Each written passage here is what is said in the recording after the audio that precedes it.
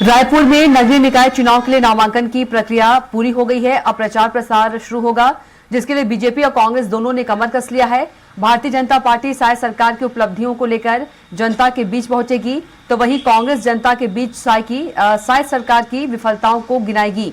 Door to door प्रचार कर दोनों पार्टियां अपने पक्ष में जनता से वोट मांगेगी।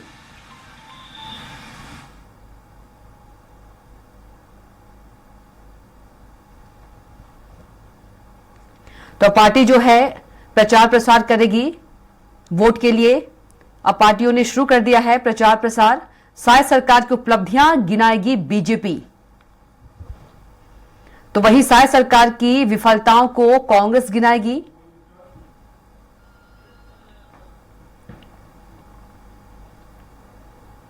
तो नगरीय निकाय चुनाव के नामांकन की प्रक्रिया पूरी हो गई है, तो अब बारी है प्रचार प्रसार का, जो कि अब शुरू होगा। साय सरकार की उपलब्धियां बीजेपी गिनाएगी, तो वहीं कांग्रेस की बात करें, कांग्रेस जो है विफलताओं को बताएगी। और एक बार फिर से ज्यादा जानकारी के साथ दिलीप साहू जुड़ गए हैं। दिलीप, यदि बात करें नामांकन की प्रक्रिया पूरी हो गई है, अब बारी है प्रचार प्रसार की। तो यदि बीजेपी की बात करें, बीजेपी जो है अपने कामों को गिनाएगी, तो वहीं कांग्रेस की बात करें, कांग्रेस जो है बीजेपी की विफलताओं को गिनाएगी। और किस तरीके से प्रचार प्रसार रहने वाला है दोनों पार्टियों का? जी बिल्कुल कविता, दोनों पार्टियों की अपनी अपनी एक एजेंडा सेट हो गया है। विष्णुदेव साय सरकार की उपलब्धियों को लेकर बीजेपी लोगों के बीच जाएंगे। साथ ही साथ पिछली सरकार भूपेश सरकार में जो घोटाले हुए, जो भ्रष्टाचार हुए हैं, उसको भी लेकर जाने का एक बातें कही जा रही है, जिसमें कोल घोटाला की बात हो, शराब घोटाले हो, पीएससी में गड़बड़ी हो, सहित तमाम तरह की जो गड़बड़ियां पिछले सरकार में हुई, भूपेश सरकार में। इसके अलावा मुख्य रूप से जो विष्णुदेव साय सरकार ने मोदी की गारंटी के तहत जितने जो वादे किए थे, चाहे किसानों को धान खरीदी का मसला हो, एमएसपी सबसे ज्यादा देना, 3100 रुपए में धान खरीदी की जा रही है, प्रति एकड़ 21 रुपया प्रति क्विंटल के हिसाब से धान खरीदी की जा रही है। किसानों को 2 साल का बोनस जो रुका हुआ था वो दिया गया है। तेंदुपत्ता की जो प्रति मानक बोरा दर जो खरीदी की जा रही थी 4000 रुपए प्रति मानक बोरा दर से, उससे बढ़ाकर 5500 किया गया है। इसके अलावा जो किसान मजदूर योजना के तहत भी अब भूमिहीन किसी मजदूरों को प्रति सालाना 10,000 रुपए देने की बात कही थी, इसको भी शुरू कर दिया गया है। इस तरह से अलग अलग जी योजनाएं, जिनकी मोदी गारंटी के नाम से जो सरकार ने जो वादे किए थे, उन तमाम वादों को पूरा कर रही है। चाहे श्री रामलला दर्शन की बात हो, अयोध्या जाने की बात हो, तो उसको लेकर भी लोगों के बीच जाएंगे। इस तरह का एक एजेंडा सेट किया गया है, और इसको लेकर जल्द ही घोषणा पत्र भी आ जाएगी। घोषणा पत्र समिति इसको निर्माण कर रही। भाजपा की बात करें, वही दूसरी ओर कांग्रेस की बात करें, तो कांग्रेस बीजेपी सरकार की नाकामियों को लेकर जनता के बीच जाएंगे, जिसमें अलग अलग, चाहे बेरोजगारी भत्ता बंद कर दिया गया है, कानून व्यवस्था को लेकर लगातार सवाल उठ रहे हैं, बड़े बड़े हादसे हुए हैं, चाहे बलौदा बाजार की घटना हो, बलरामपुर की घटना हो, सूरजपुर की घटना हो, लगातार कानून व्यवस्था को लेकर कांग्रेस सरकार को घेरती रही है। और इनको लेकर, और साथ ही साथ विकास के मुद्दे को लेकर जाने का बात कही, क्योंकि पिछले 5 सालों तक अधिकतर जो नगरीय निकाय, जिसमें नगर निगम, नगर पंचायत, नगर पालिका परिषद में कांग्रेस के जनप्रतिनिधि रहे, कांग्रेस के महापौर और अध्यक्ष रहे हैं। तो ऐसे में कांग्रेस द्वारा 5 सालों में जो विकास के काम किए हैं शहरी क्षेत्रों में, चाहे रायपुर नगर निगम की बात करें, बिलासपुर की बात करें, तमाम जो 10 नगर निगम जहां पर चुनाव हो रहे हैं, इसके अलावा जो 49 नगर पालिका परिषदों में जहां चुनाव हो रहे हैं, उसमें भी अधिकतर में कांग्रेस के अध्यक्ष काबिज थे। साथ ही साथ नगर पंचायत की बात करें, 114 नगर पंचायतों में चुनाव हो रहे हैं पूरे प्रदेश के, उसमें भी अधिकतर नगर पंचायत में कांग्रेस के अध्यक्ष काबिज थे।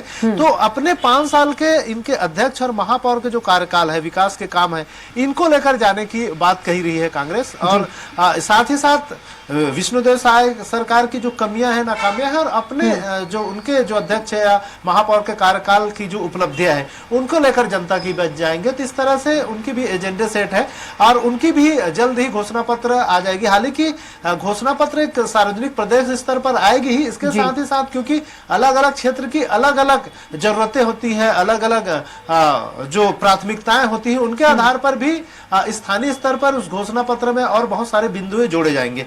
इस तरह की बातें दोनों ओर से कही जा रही है। अब देखना होगा कि जनता किनकी बातों को, किनकी वादों पर भरोसा करते हैं और किस तरह से उन्हें सिरमौर बनाती है, देखने वाली बात होगी। लेकिन आज से प्रचार प्रसार अभियान में तेजी आ जाएगी, क्योंकि नामांकन की प्रक्रिया कल खत्म हो गई। हालांकि नामांकन जो वापसी का जो दौर है वो 31 जनवरी तक चलेगा, जिसमें मान मनोबल का दौर भी चलेगा। कई जगह पर बागी होकर, चाहे कांग्रेस को हो या भाजपा के हो, जो टिकट के दावेदार थे, असंतुष्ट थे, उन्हें टिकट नहीं दिए गए तो वो निर्दलीय के रूप में पर्चा भर दिए, तो उन्हें मान मनोबल का दौर भी चलेगा अभी 2-3 दिन। 31 जनवरी का नाम वापसी के बाद ही प्रचार प्रसार में और ज्यादा। जी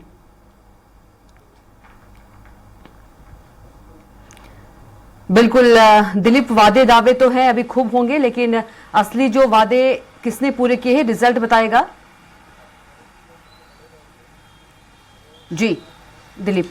जी बिल्कुल, क्योंकि लगातार हर चुनाव में देखते हैं कि वादे होते हैं, लेकिन जनता देखती है कि कौन कितने वादों पर खरे उतरे हैं, इन तमाम चीजों को तौलती भी है। क्योंकि स्थानीय स्तर का चुनाव है जिसमें पार्षद और जो मेयर हो या फिर अध्यक्ष हो सीधे जनता से जुड़े रहते हैं, उन्हें सीधे रूबरू होना रहता है। चाहे बिजली की समस्या हो, पानी की समस्या हो, साफ सफाई, नालियों की समस्या हो, तो छोटी छोटी जो समस्याओं के लिए सीधे जनता से जुड़ते हैं। जितने पार्षद है वो सीधे जनता से रूबरू होते हैं, तो इसमें जो काम किया वो दिखता है जनता को। तो इसमें वादे, बड़े बड़े वादे और प्रदेश स्तर के वादे ज्यादा काम नहीं आते। इसमें स्थानीय स्तर पर जो प्राथमिकताएं होती है, जनता की जो सुविधाएं होती है, जो समस्याएं होती है, उसका निराकरण कितना कर पाए हैं और नहीं किए हैं तो उसकी उनका भुगतना भी उनको पड़ेगा। और अगर किए हैं, उपलब्धि उनकी रही है, तो उन्हें सिरमौर बनाती है जनता। तो देखना होगा स्थानीय स्तर पर जो प्राथमिकताएं होती है, जो समस्याएं होती है, उसी वही मुद्दा हावी रहता है। हालांकि प्रदेश स्तर पर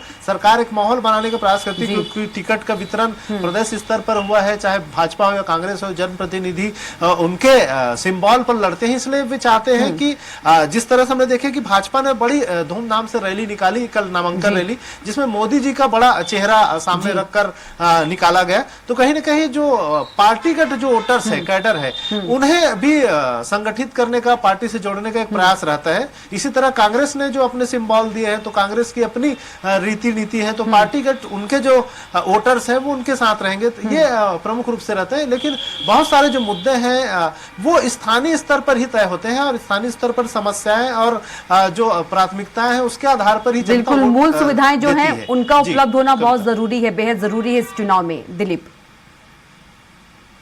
सड़क, पानी, बिजली।